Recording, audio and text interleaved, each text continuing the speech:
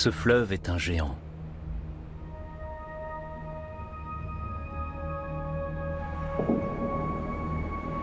Il est né de la collision entre deux plaques continentales, l'Inde et l'Eurasie.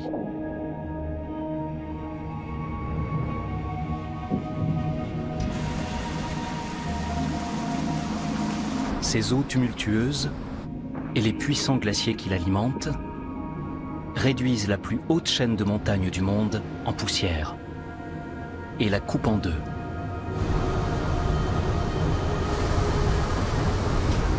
Il descend des plus hauts sommets du globe pour plonger vers les basses terres.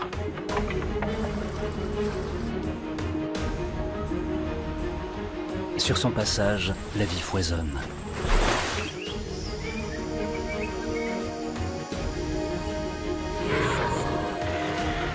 Ce cours d'eau majeur relie de nombreuses cultures et nourrit des millions de personnes dans le plus grand delta de la planète.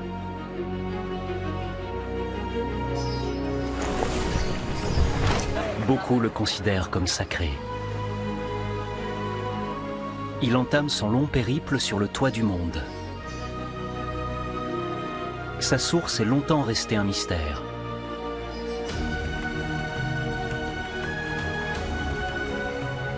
Mais aujourd'hui, le voile est levé sur le Brahmapoutre, le grand fleuve venu de l'Himalaya.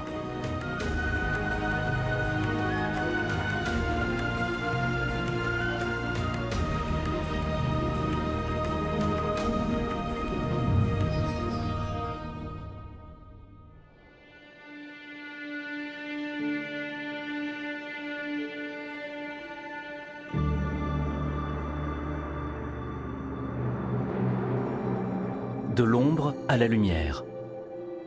Ce qui jadis constituait le fond de la mer se dresse aujourd'hui vers le ciel.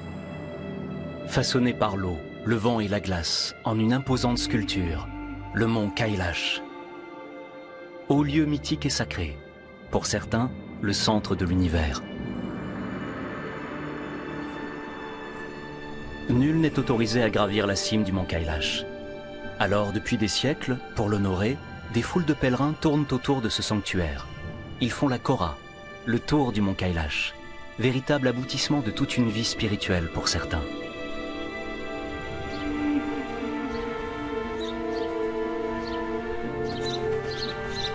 Accomplir la Kora, c'est franchir 5700 mètres d'altitude, frigorifiés et à bout de souffle. Les pinsons du Nord sont très à l'aise à ces hauteurs vertigineuses, où une même journée peut concentrer les 4 saisons.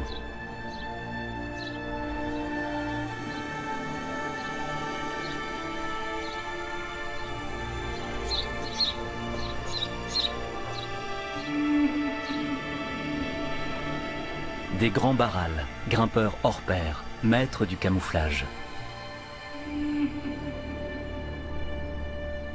Depuis des millions d'années, l'élévation constante du plateau tibétain contraint la faune et la flore à s'adapter à l'altitude et au froid extrême. De nombreuses espèces ont vu le jour ici, avant de coloniser d'autres montagnes. Chaque jour, pour trouver à manger, les grands barals parcourent plusieurs kilomètres sur ce terrain difficile à la végétation clairsemée. L'eau, elle, coule en abondance. Selon la mythologie hindoue, c'est d'ici qu'un fleuve sacré jaillirait, le fleuve de la création. Brahmapoutre signifie « fils du Créateur », ce qui explique sans doute que pendant longtemps, les géographes ont pensé que sa source était ici. Une erreur encore très répandue aujourd'hui. Autre erreur, le Brahmapoutre s'écoulerait du lac sacré Manasarovar au pied du Kailash.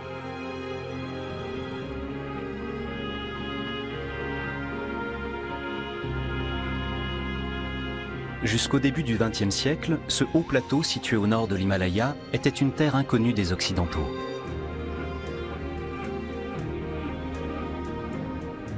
Sur les rives du Manasarovar paissent des kiangs, des ânes sauvages du Tibet, les seuls équidés à s'être adaptés à des altitudes aussi extrêmes. Ils viennent souvent des pentes arides de l'Himalaya et du Trans-Himalaya, l'une de ces 4 chaînes de montagnes parallèles.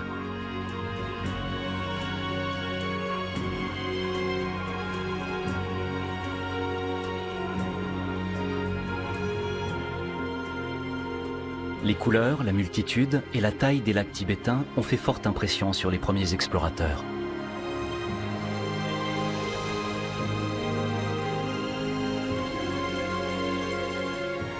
Pendant des décennies, dans cet enchevêtrement de lacs et de fleuves glaciaires, les géographes ont cherché en vain la source d'un fleuve dont le bassin versant englobe le moyen Himalaya et le sud du Tibet.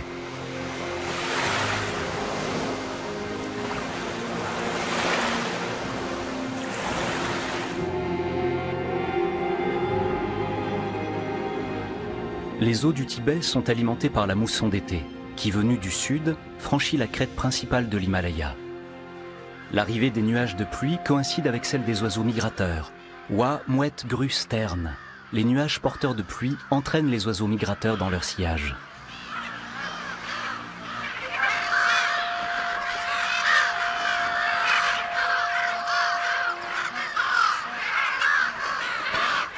La plupart de ces estivants passent par les brèches qui perforent la chaîne de sommets de plus de 8000 mètres d'altitude.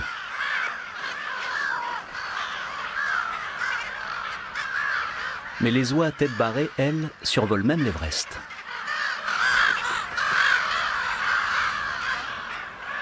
Les lacs du Tibet font partie d'un paysage en perpétuel changement. Ils se forment entre des montagnes qui s'élèvent rapidement, puis se remplissent progressivement d'éboulis et de sable, provenant des sommets qui s'érodent.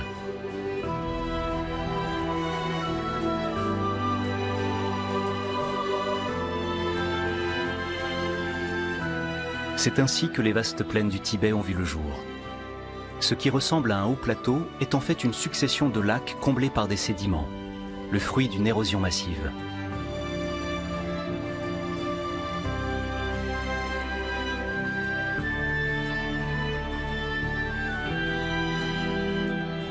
C'est donc aux glaciers et aux fleuves glaciaires que des millions de yaks doivent leurs prairies.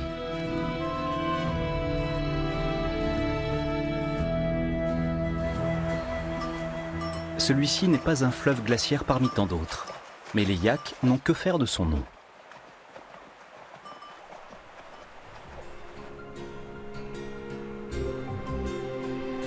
Un deuxième troupeau arrive en sens inverse.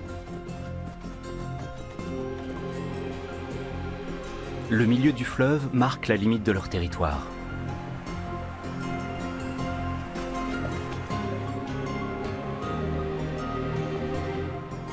De jeunes mâles batailleurs s'improvisent garde-frontières.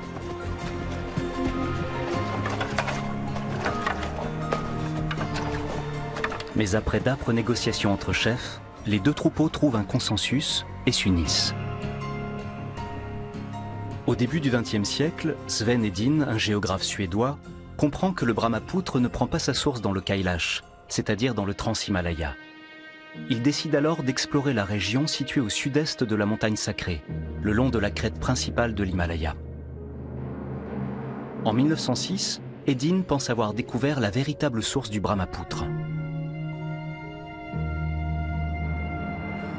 Le glacier Jima-Yangtsong, situé à 250 km au sud-est du Kailash, 10 000 km en amont de Lhasa.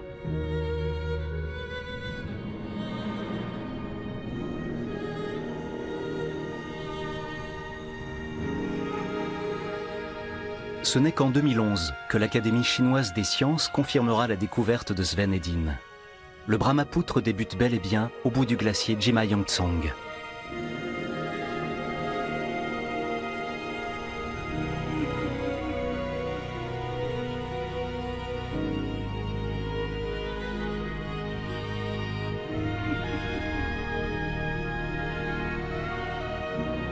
À plus de 5200 mètres au-dessus du niveau de la mer, le fleuve brise la moraine frontale du glacier qui s'amenuise.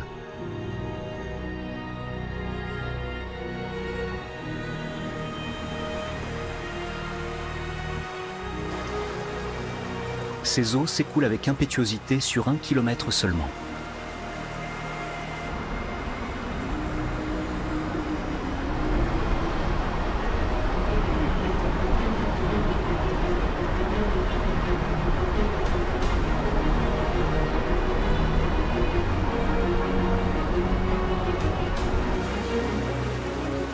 Après quoi, il serpente en plusieurs bras sur le sol pierreux de ce qui fut une immense coulée de glace.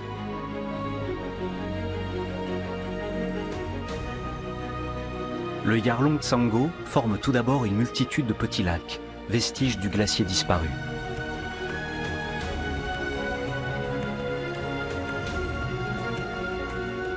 Ce n'est pas la neige qui réfléchit la lumière, mais le sable.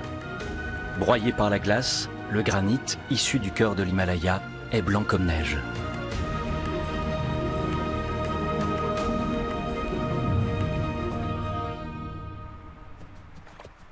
Les yaks et les hommes qui vivent grâce à eux sont les premiers à boire les eaux qui alimentent le Yarlung Tsangpo.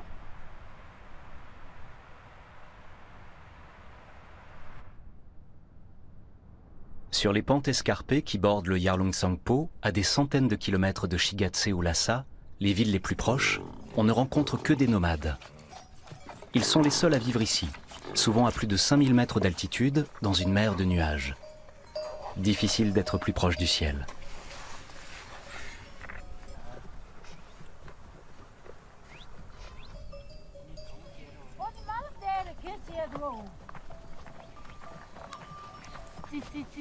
Chaque matin, les animaux se plient à une routine bien rodée.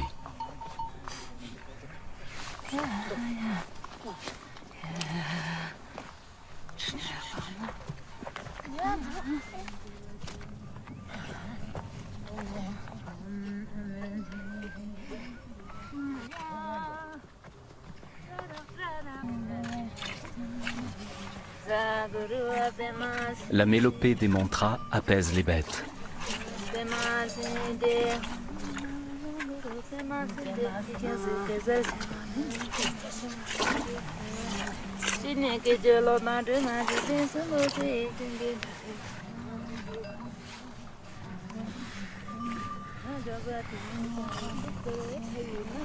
Pendant la journée, les troupeaux se déplacent parfois loin du camp.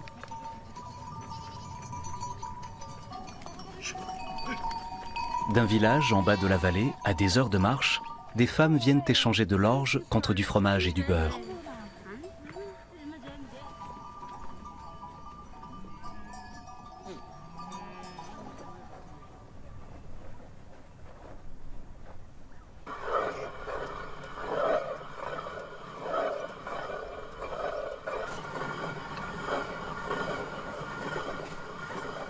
Chaque matin, les nomades préparent la tsampa, une sorte de muesli à base d'orge et de thé au beurre qui nourrit jusqu'au repas du soir. La crème du lait des yaks et des chèvres est transformée en beurre dans une peau de mouton.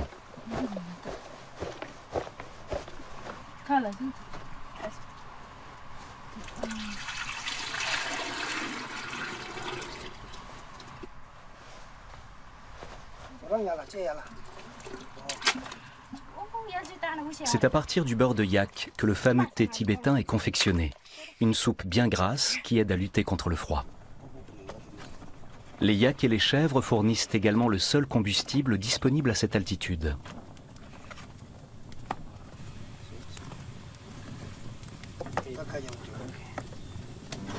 Juste après les tâches ménagères, les femmes partent ramasser du fumier, à plus de 5500 mètres d'altitude, une véritable corvée.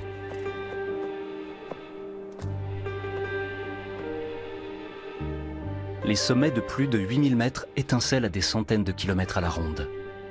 1000 mètres plus bas, le fleuve, lui, est à peine visible.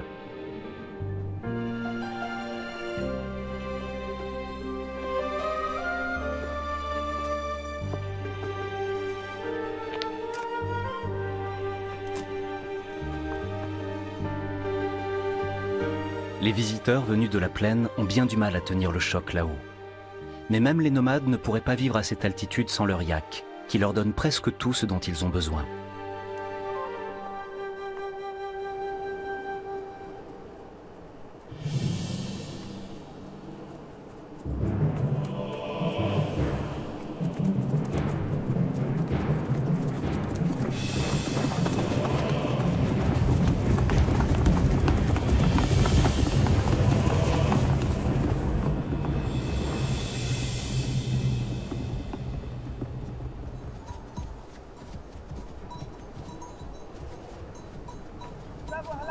Bien au-dessus du camp, les hommes emmènent les yaks le plus haut possible pour trouver de quoi brouter.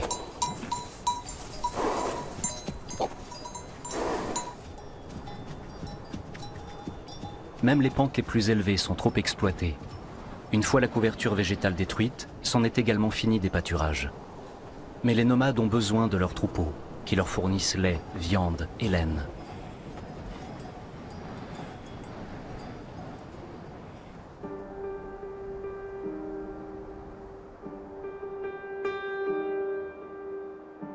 Début octobre, le vent tourne au nord. Les yaks évoluent alors à la même altitude que les grues demoiselles.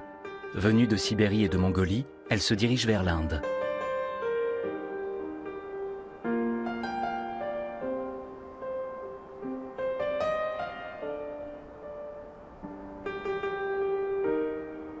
Elles franchissent le Népal entre le Dhaulagiri et l'Annapurna.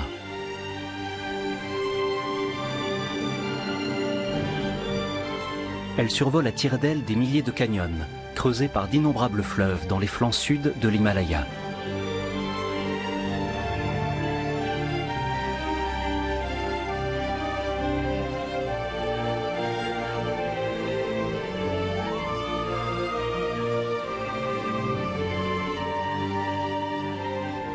Les hautes vallées du réseau hydrographique du Brahmapoutre sont cultivées depuis des siècles, souvent jusqu'à 4000 mètres d'altitude.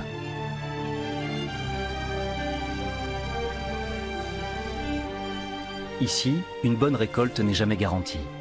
Une mauvaise, en revanche, et c'est l'assurance d'avoir le ventre creux pendant tout l'hiver.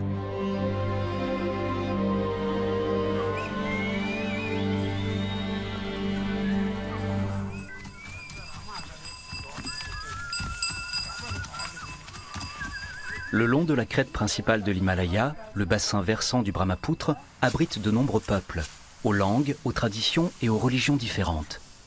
Mais tous ont en commun l'obligation de lutter pour leur survie dans cet environnement extrême.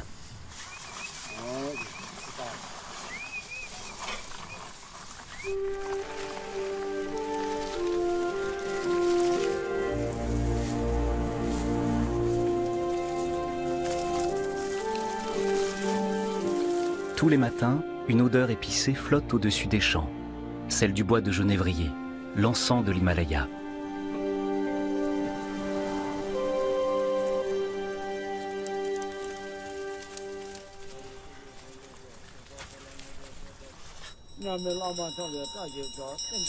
Chaque village honore ses dieux et ses démons.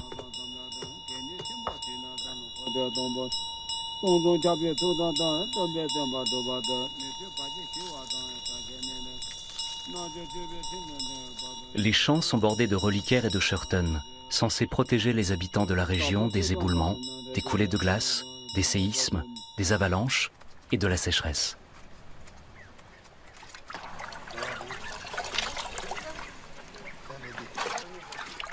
L'argile vient des montagnes. Les couleurs symbolisent les éléments de la terre. Ici, le monde des esprits fait partie intégrante du quotidien.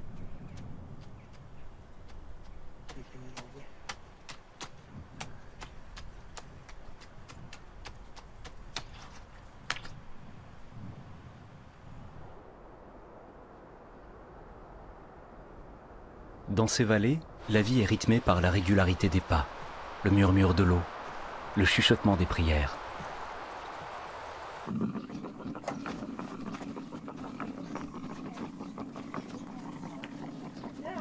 Mais à la saison des récoltes, tout s'accélère.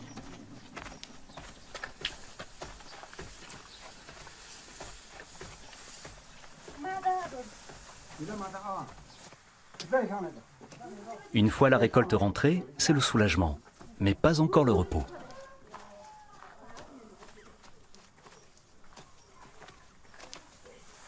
Les champs doivent être préparés pour le printemps avant l'arrivée du gel.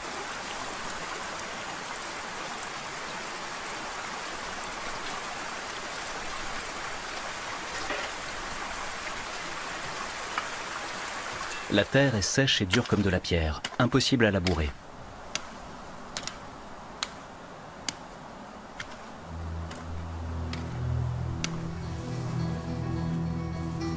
Sans système d'irrigation, cette oasis serait un désert aussi aride que les pentes alentours.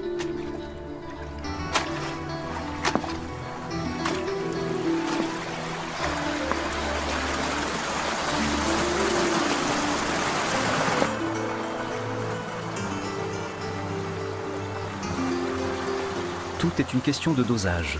Pas assez d'eau et les champs seront inutilisables au printemps. Trop et les flots risquent d'emporter digues et terrasses.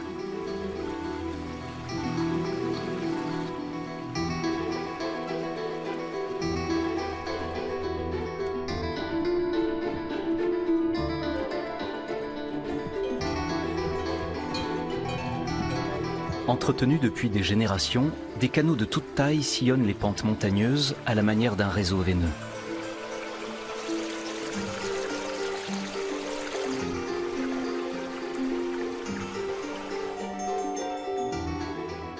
À 3-4 000 mètres d'altitude, les fermiers travaillent avec des bêtes issues d'un croisement entre yak et bœuf.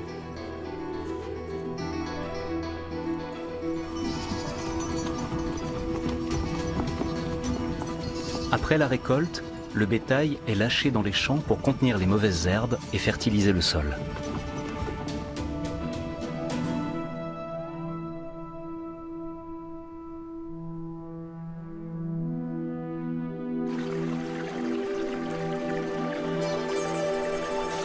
Deux à 3 jours après l'irrigation, le sol est prêt à être labouré.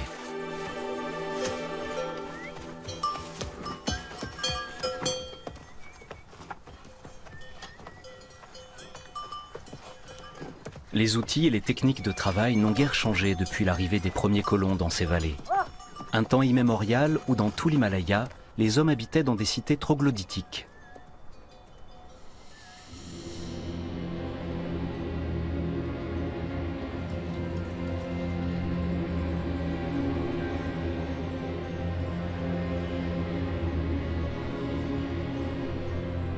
La vie même de chaque village est suspendue au ruissellement d'un long ruban argenté. Un fleuve glacial qui le relie au royaume des dieux dans les hauteurs, les glaciers.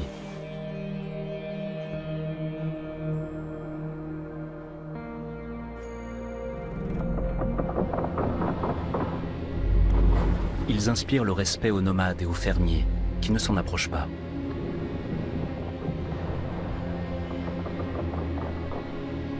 D'en bas, on n'en voit la plupart du temps qu'une cascade gelée. Une gigantesque coulée de glace et de roches qui rampe vers la vallée.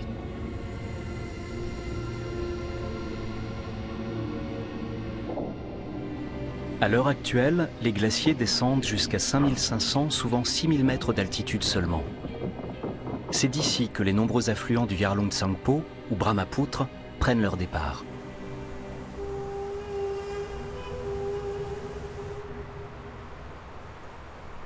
La fonte des glaciers offre de nouveaux territoires aux animaux de haute montagne.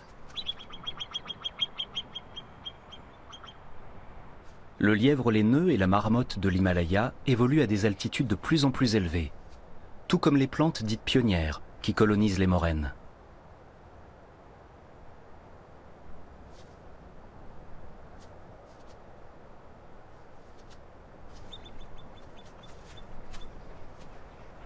Le Tibet est le berceau des marmottes. D'ici, elles sont ensuite parties à la conquête des montagnes d'Eurasie et des massifs alpins. Comme la gentiane ou l'Edelweiss, certaines plantes considérées comme des espèces endémiques des Alpes sont en fait elles aussi originaires du Tibet.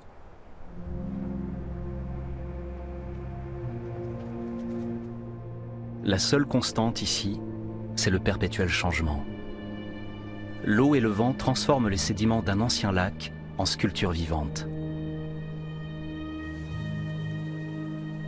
Les constructions humaines sont les plus fragiles et éphémères. Pour les habitants de ces vallées, ces endroits sont sacrés, animés par des êtres invisibles.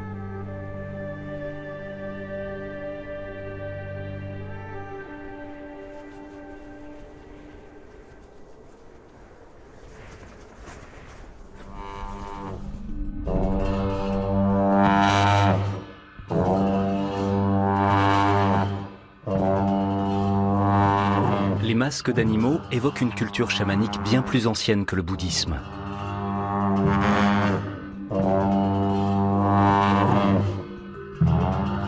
Leur expression effrayante est censée repousser les dangereux démons de ces montagnes.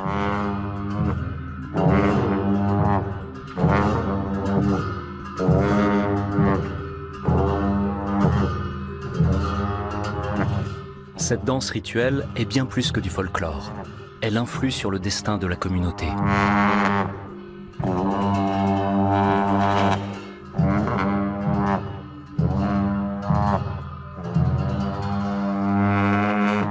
Au Tibet, les lieux sacrés sont littéralement dans le ciel, là où résident les forces qui dirigent toute vie.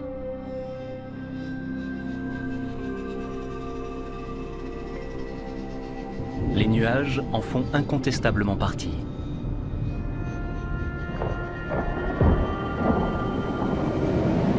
Les nuages de la mousson transportent des millions de tonnes d'eau, de l'océan Indien à l'Himalaya. Qu'elle soit liquide ou gelée, l'eau est l'agent d'érosion le plus puissant de la création.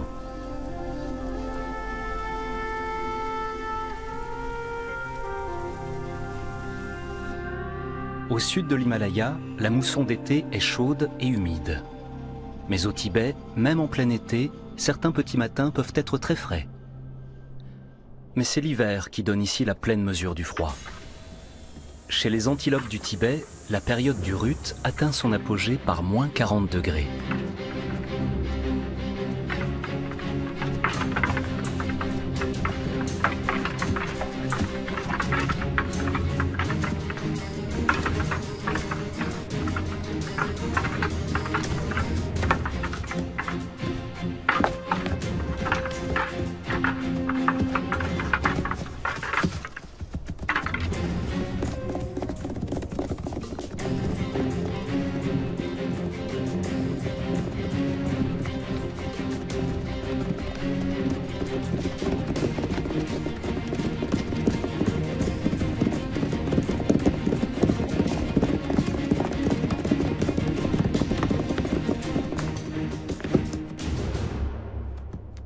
À 4500 mètres d'altitude, une telle prouesse est une épreuve pour l'organisme.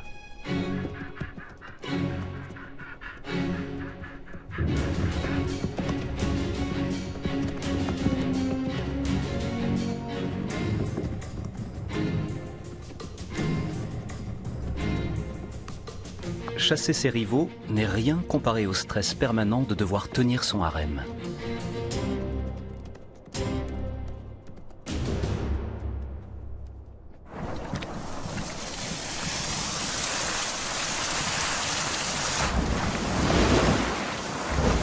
Ici, les seules sources de chaleur jaillissent des entrailles de la Terre. Les geysers tibétains sont chauffés par de gigantesques roches ascendantes. Les chuintements de l'eau et l'odeur du soufre facilitent bien la vie à ce renard à l'affût. Les pikas, les lièvres laineux et les marmottes ne peuvent ni l'entendre ni le flairer.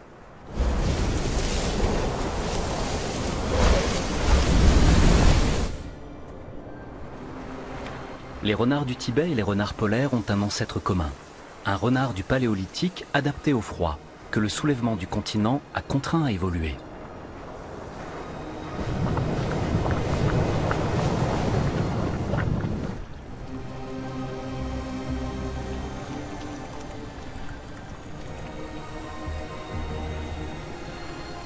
Un long chapelet de sources d'eau chaude marque l'actuelle zone de subduction de la plaque tectonique indienne sous la plaque asiatique.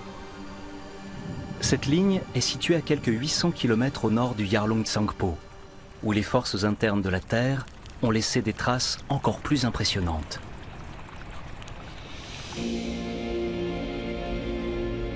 Le Yarlung Tsangpo et le fleuve Indus matérialisent la zone où l'Inde et l'Asie sont entrés en collision il y a 50 millions d'années. Le long de cette suture entre les deux continents, le fond de la mer a été compressé à des milliers de mètres vers le haut, refoulé, plié et replié.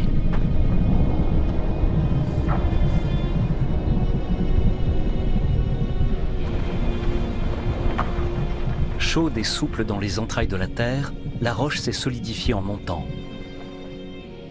L'érosion l'a dégagée.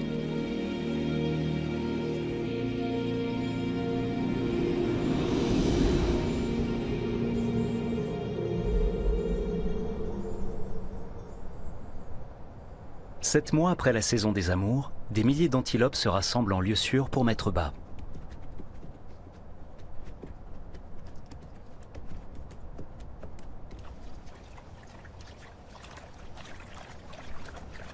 Il leur a fallu des semaines pour atteindre cet endroit isolé, inhospitalier. La naissance est le moment de leur vie où les antilopes sont les plus vulnérables.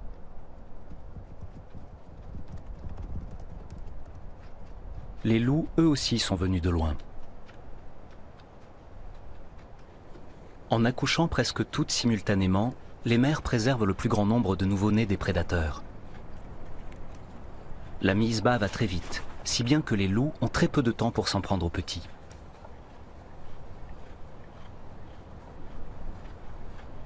Les antilopes du Tibet ont la fourrure la plus fine et la plus chaude du monde. Une fois secs, les nouveau-nés n'ont plus rien à craindre du climat.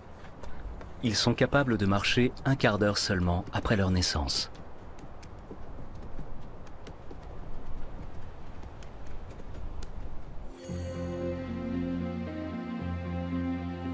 Sur 1700 km, le Yarlung Tsangpo se dirige presque en ligne droite vers l'est, franchissant gorges et bassins.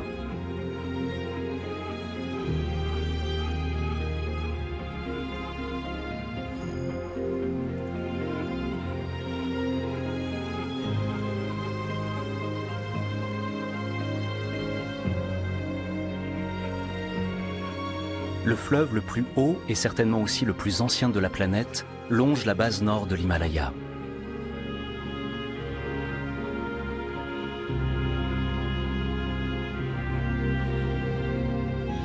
Comme tous les fleuves, il est alimenté par les nuages, mais il ne charrie pas que de l'eau.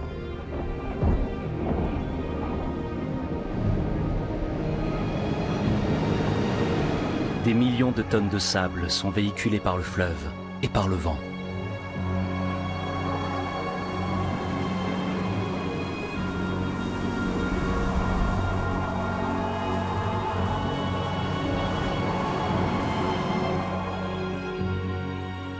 C'est dans les vallées, lorsque le débit du fleuve est moins fort, qu'apparaît l'énorme quantité de sédiments charriés par le Yarlung Tsangpo, une cargaison qui augmente à chaque affluent.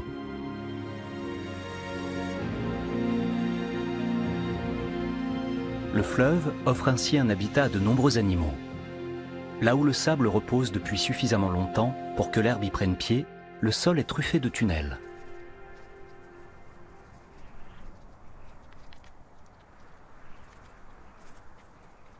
Des millions de pikas ont trouvé des conditions de vie idéales sur les rives du Yarlung Tsangpo.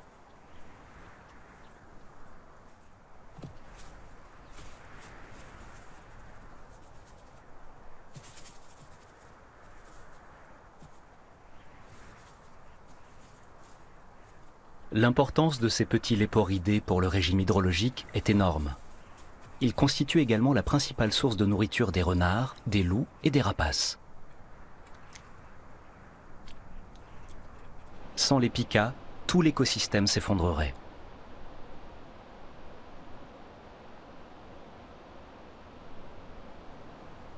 Un campagnol de Blythe s'est introduit dans la colonie de pikas.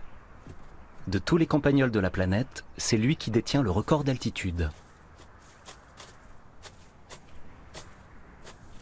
D'énormes quantités de matériel rocheux issus de l'érosion sont transportés par la glace, l'eau et l'air. Les zones dans lesquelles ce matériel s'établit deviennent alors habitables, pour les animaux comme pour les hommes.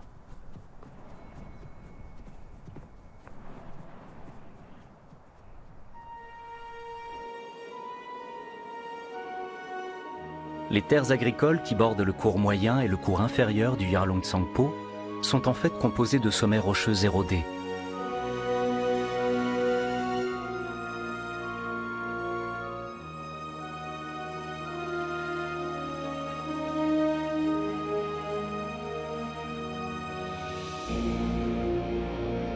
Ces montagnes de sédiments, le fleuve les reprendra tôt ou tard.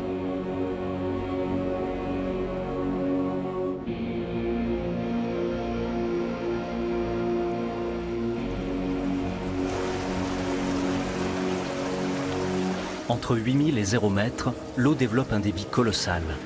Elle se ferait un chemin dans la roche dure et le sédiment mou, nuit et jour, année après année, depuis des millénaires. Sans les fleuves qui ont provoqué son affaissement, l'Himalaya serait bien plus haut.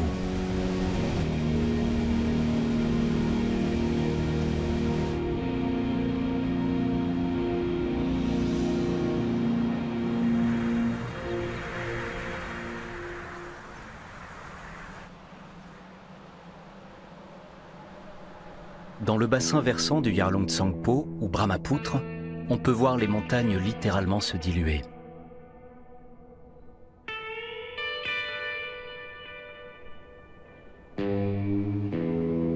La rivière Kali Gandaki creuse une profonde entaille en plein cœur de l'Himalaya.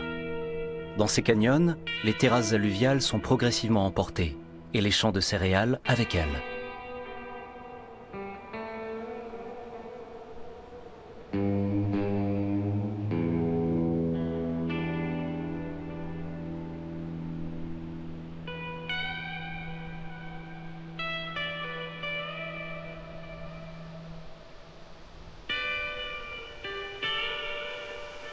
Du matériel rocheux déposé récemment par les glaciers, les lacs et les fleuves recouvrent parfois des sédiments marins très anciens. Chutes de pierres et coulées de boue menacent alors chemins et sentiers.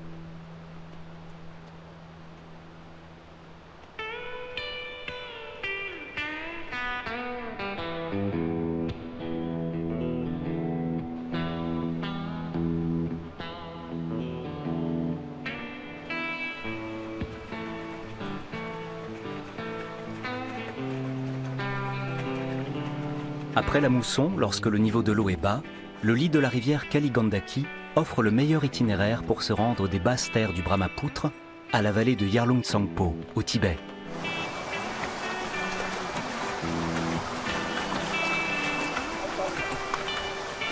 Chaque mousson brasse des millions de tonnes de roches et laisse dans le lit du fleuve une nouvelle moisson de fossiles.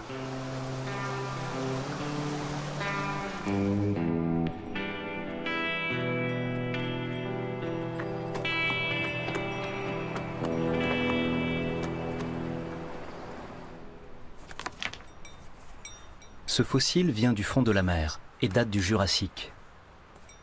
Pour les croyants, les fossiles sont des messages du dieu Shiva. Les pèlerins en achètent des milliers.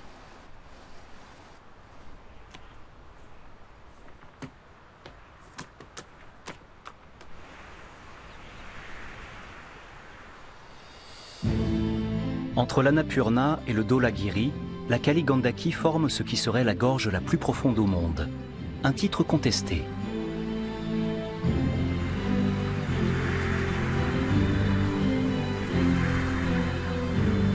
Dans ces ravins escarpés, le sentier devient aventureux.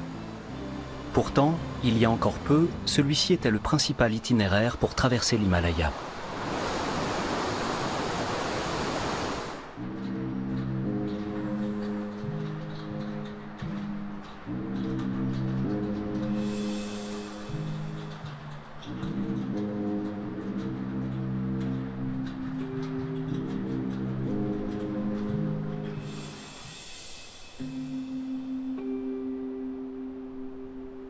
Les caravanes de chevaux et les troupeaux de chèvres mettent 2 semaines pour parcourir les 4000 mètres de dénivelé qui séparent les basses terres du Tibet.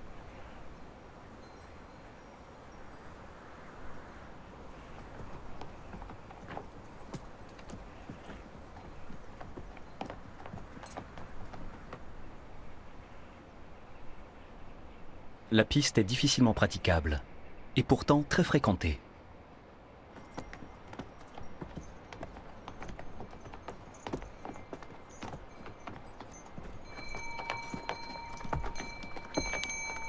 Ce genre d'expédition requiert une protection spécifique.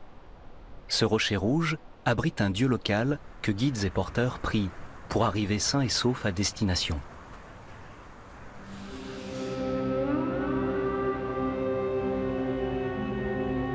Sur le haut plateau, filant tout droit vers l'est en passant près de Lhasa, la capitale du Tibet, le Yarlung Tsangpo continue à gonfler à chaque affluent.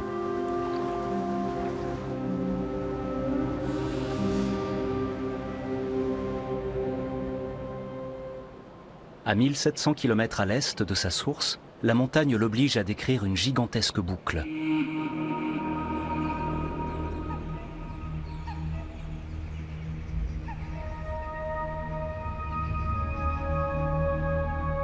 après quoi, il disparaît, dans un monde à la végétation luxuriante, où règne l'obscurité et le brouillard, à 1000 lieues des étendues lumineuses des hautes terres.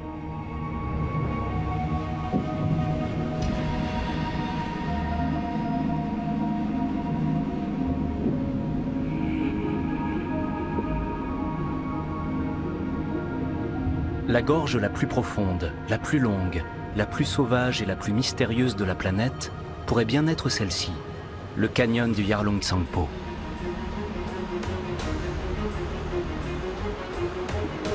Le gosier écumant concentre toute l'énergie des masses d'eau. Ce torrent d'eau, d'éboulis et de sable s'engouffre dans les entrailles de l'Himalaya.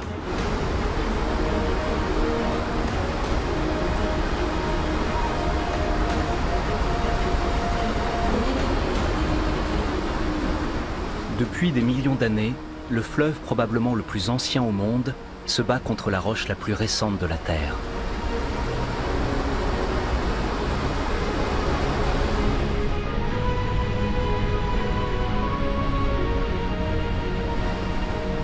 Aucun scientifique n'a encore parcouru les quelques 200 km de cette gorge. Et on ne sait que depuis le XXe siècle que le Yarlung Tsangpo et le Brahmapoutre sont un seul et même fleuve.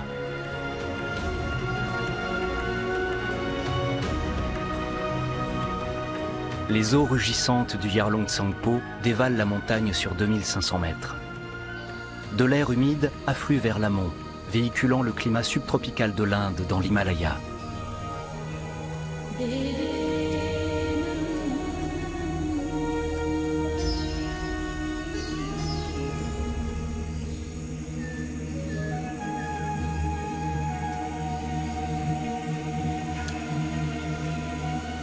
Là où le Yarlung Tsangpo atteint le royaume du Pandaru, des nuages venus de l'océan Indien abondent sur le plus oriental des 1000 glaciers qui alimentent le grand fleuve de l'Himalaya.